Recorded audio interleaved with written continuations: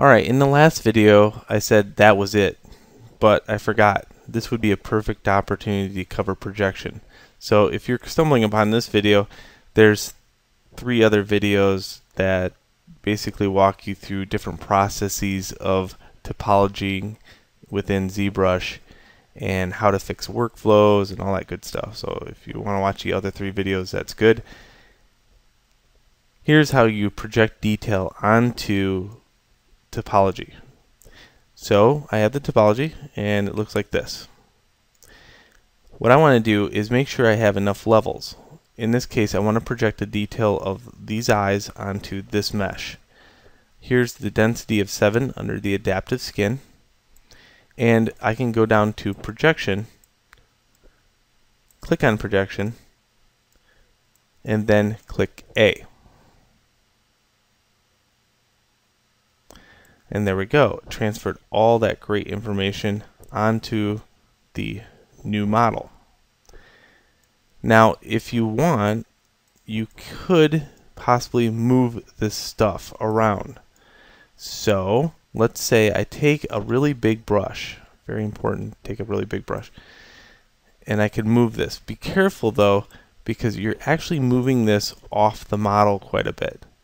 And you can see that by going into a different view, like a side view of it. So if you're grabbing this stuff, just be very careful, because you could possibly move it so far off the mesh that it will not project correctly. So I'm moving it back onto the mesh, and then hitting A. And you can see, did a nice job. So this is a great way to make very stylized looking things too. So let's say I do move it very far off the mesh and hit A. I can do the Lone Ranger effect and make some really cool different masks for the creature if I wanted to. Again, be very careful with that, but that's how you do that.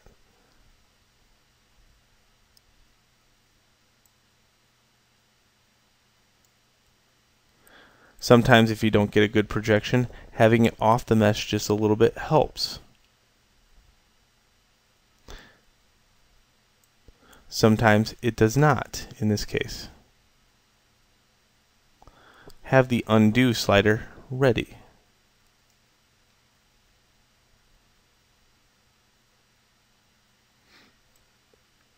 Now, if you want to keep this, what you do is have it previewed by hitting A, and then you can go make adaptive skin. And then up at the top you now have that skin.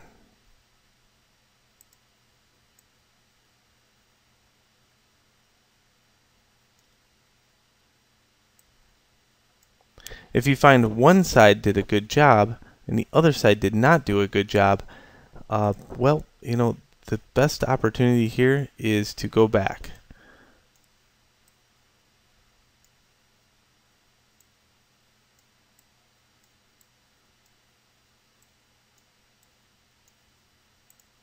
Go back to the move. Move this off just a little bit.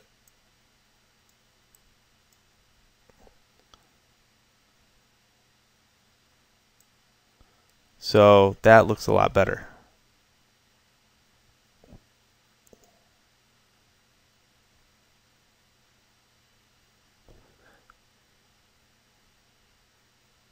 Okay, make it adaptive skin.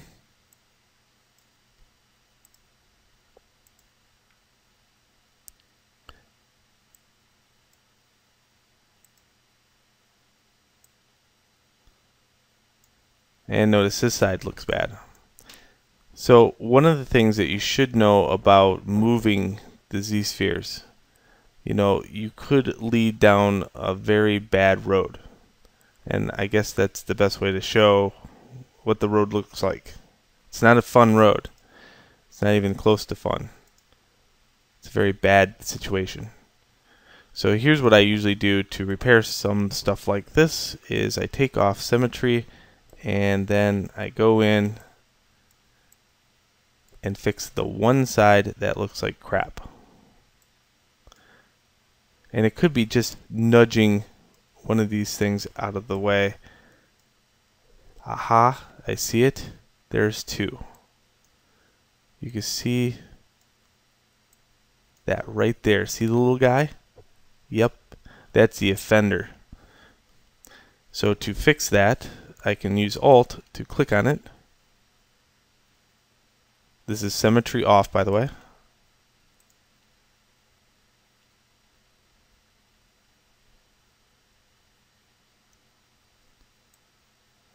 And voila, it looks a lot better.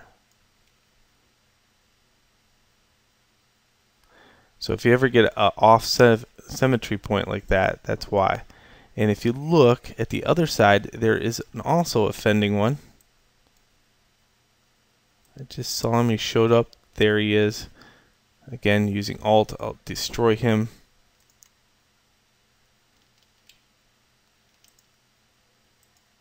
Reconnect it.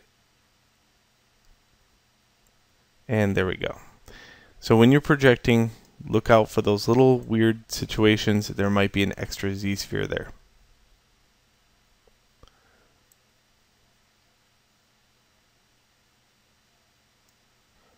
Okay, going to be calling this good.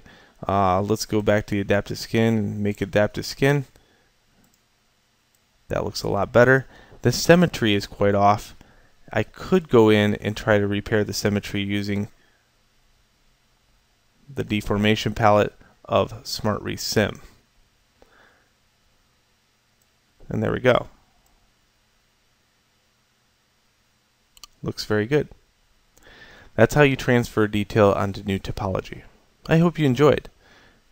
And if you want to try out this lesson, try it out. Finish the whole head. I didn't want to do it via video because it's very boring to watch. Have fun.